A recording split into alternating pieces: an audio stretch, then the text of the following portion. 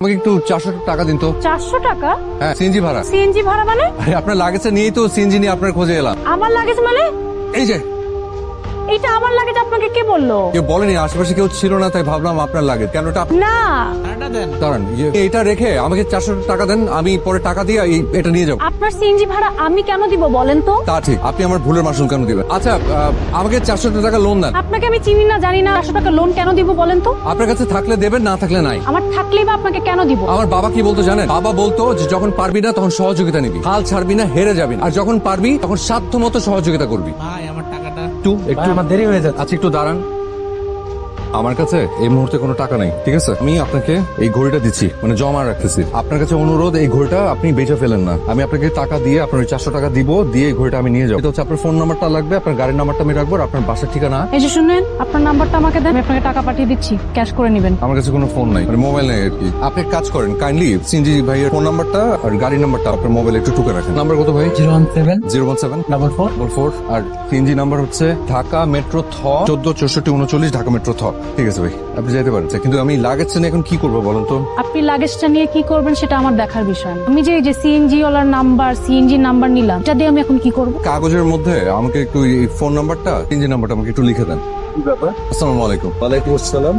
ভালো আছেন? হ্যাঁ, ভালো আছে। আপনাকে তো তোমাকে তো চিনতে পারছি। মানে অন্য একজনের উপকার করতে এসে নিজেই বিপদের মধ্যে পড়ে গেছে। কি করবো সেটা বুঝতে পারছেন না। কি করবো বলেন তো? কিসের বিপদ? পুরো ডিটেইলে বলবো নাকি এই মুহূর্তে যে বিপদে আছি সেটা বলবো? এই মুহূর্তের সমস্যাটা কি? সকাল থেকে শুধু পানি, কোনো নাস্তা করিনি, পকেটে নট আ সিঙ্গেল টাকা। এটাই একটা বড় সমস্যা। তো খাওয়ার ব্যবস্থা করতো। তার সাথে গাড়ি সাইড করে রাখো, ভিতরে ঢুকাইতে হবে না। আমি বেরোচ্ছি এখন। না না, লাগেজ টাগেজ নিয়ে ঢোকা যাবে না। এর মধ্যে কি বোম টম না পিস্তল টিস্তল আছে কে জানে? আর এখানে যদি অন্য কিছু থাকে, বাইরে থেকে লাগছে যদি কেউ নিয়ে যায়, তখন ঠিক আছে, আমার ভেতরে ঢোকা লাগবে না। আপনি খাবারটা নিয়ে আসেন এখানে, আমি এখানে বসেই খাবো। মানে এখানে এই ফুটপাতের মধ্যে বসে খাই, কোনো অসুবিধা নেই তো। ফুটপাতে কত খেয়েছি। না হয় এখানে এভাবে খাওয়ার অভ্যাস আছে, আমাদের এভাবে খাওয়ানোর অভ্যাস নেই। দরজার বাইরে বসে খাওয়ার অভ্যাস তো আমারও নেই। আজকে খাবো, অভ্যাস হয়ে যাবে। আচ্ছা, এই গেটের ভেতর বসেন।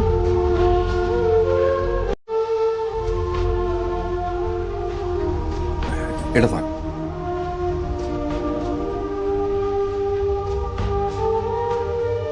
খাওয়া শেষ? শেষ মানে এখন তাহা ঘুমাইতেছে খাওয়া শেষ করে যায়নি? ওই যাইবো এত লাগেজের উপরে ঘুমাইতেছে। আপনি কি শুরু করলেন? কিরকম? এখানে শুয়ে আছেন কেন? কোথায় শোবো? আপনি কোথায় শুবেন, কোথায় ঘুমাবেন আমি কি করে জানবো? ঠিক একটু সময় নিচ্ছিলাম আর কি, মানে ভাবছি যে এটায় কিভাবে যাবো, গন্তব্য ঠিক করছি। তাছাড়া খাওয়াটা বেশ জম্পেস ছিল, মানে একটু পরে চলে যাবো। একটু পরে মানে কতক্ষণ পরে? বেশিক্ষণ না, চলে যাবো। এই পুরো শহরে আমার এখানে কেন আসতে হলো? ভেবেছি লাগেজটা আপনার। আপনার কেন মনে হলো লাগেজটা আমার? এই লাগেজের ভেতরে একটা মেয়ের বিয়ের জন্য যা যা দরকার, শাড়ি, গয়না, এটা দেখে মনে হলো আপনার মতো ধনী কারো হবে। তাই নাকি? দেখি। এখানেই এখানে দেখবেন, মানে এখানেই খুলবো, অসুবিধা নেই তো? না থাক, ভেতর আসুন। আচ্ছা, আপনি তো থেকে টাকা নিয়ে সিএনজি ভাড়া কি যে বলে, আমি অন্যের টাকা না বলে কেন নেব? সেগুলো কারো বিয়ে, কি যে হচ্ছে সেই বিয়ে বাড়িতে একটা কাজ করা যায়। কি?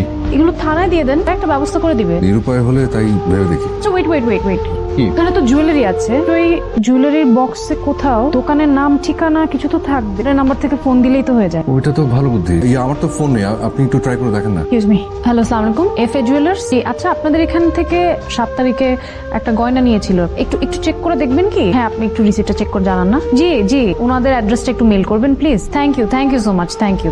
আচ্ছা, ঠিকানা পাওয়া গেছে, আপনাকে লিখে দিচ্ছি, আপনি নিয়ে যান। আমি বলছিলাম যে আপনি আমার সাথে চলুন না, মানে আমার কাছে আসলে ভাড়াটার কিছু নেই। ওনাদেরকে আসতে বলি, নিয়ে যাক। কাউকে বললে আবার এতগুলো জিনিস মিসিং টিসিং হয়। আপনি আমার সাথে চলুন না, এই বাড়িতে গেলাম, এই জিনিসপত্রগুলো পাই টু পাই বুঝে দিয়ে আসি। আমি কিন্তু ভালো মানুষ, বুঝতে পারছেন না, তাই নিজের সার্টিফিকেট নিজে দিয়ে দিলাম। এত ভাববেন না প্লিজ। হয়তো সেই মানুষটা আপনার মতো কেউ একজন এটার জন্য নিশ্চয়ই অপেক্ষায় আছে। ঠিক, নিশ্চয়ই পৌঁছে দেওয়ার পর সেখানে আনন্দের রোল পড়ে যাবে। অবশ্যই। তোমার মতো একটা দায়িত্বজ্ঞানী ছেলের কাছে তো বড় দায়িত্ব দেওয়াটাই আমার ভুল। লাগেজ নিয়ে যেসব জায়গায় গিয়েছিলে সব জায়গায় খোঁজ করেছো? আমি তন্ন তন্ন করে খোঁজ করেছি। এটাই তো না? হরই কথা, বিয়ে বাড়ি।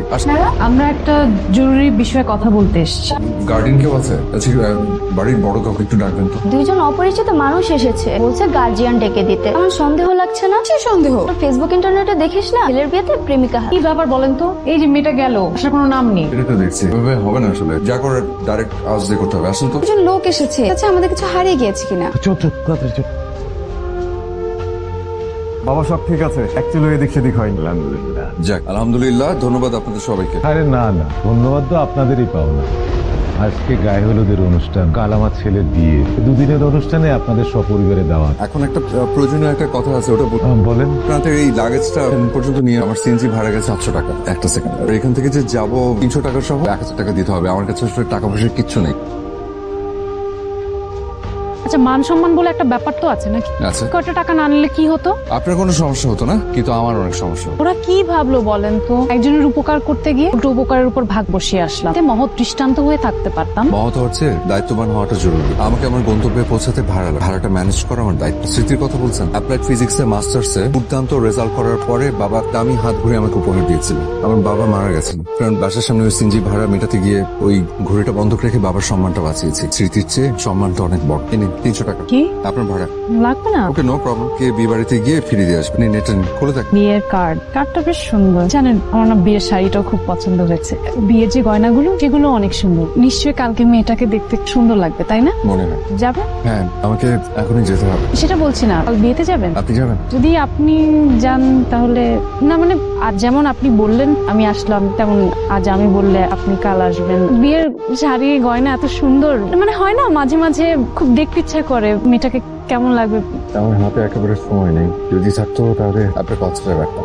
সরি, আমি হুট করে বিয়ের আসরে অনেক বেশি এক্সাইটেড হয়ে গিয়ে সারাদিন আপনাকে অনেক সন্দেহ করেছি। এটা ঠিক হয়নি। 4 দিনের এত সুন্দর কথাগুলোকে ঠিক না বলে ফেলে দেবেন না প্লিজ। সারাদিন যে আপনাকে আমি চিনেছি সে আপনি না। এই আপনি সত্যিকারের আপনি। আজ রাত 4টায় আমার ফ্লাইট। বলেন কি? জাপানে একটা স্কলারশিপ পেয়েছি। আগে বলেননি কেন? আগে বলে কি হতো? তাই তো, আগে বললে কি হতো? আপনার পাসপোর্ট টিকিট সব আছে তো ঠিকঠাক? একটা গ্রুপে যাচ্ছি, কিছু ওদের কাছে জমা দেওয়া আছে। আপনি এভাবেই যাবেন? মানে সারাদিন একই পোশাকে চেঞ্জ করবেন না? কাল সবকিছু হাওয়া হয়ে গেছে। ওই নিত্য প্রয়োজনীয় জিনিস সহ একটা ব্যাগ ছিল, সেটা দুলাভাইয়ের একটা পরে বেরিয়েছিলাম, ভেবেছিলাম ফেরত দিব, হাতে তো সময় নেই। আমাকে আসলে এখনই যেতে হবে। তবে একটা কথা, আজকে সারাটা দিন আপনার সান্নিধ্যে যেভাবে কাটলো, বিশ্বাস করেন চাইলেও আমি কোনোদিন সেটা ভুলতে পারবো না। হ্যাঁ, আমার হাতে আসলে একেবারে সময় নেই। এই সাজ পোশাকে আবার কবে আসবেন? অপেক্ষা করবেন? এটা নেই, হঠাৎ মনে এলো তাই লিখে ফেললাম। আমি কিন্তু কবি না, আমার কাছে মনে হয় যে মনের ভাব প্রকাশ করার জন্য কবি হতে হয়।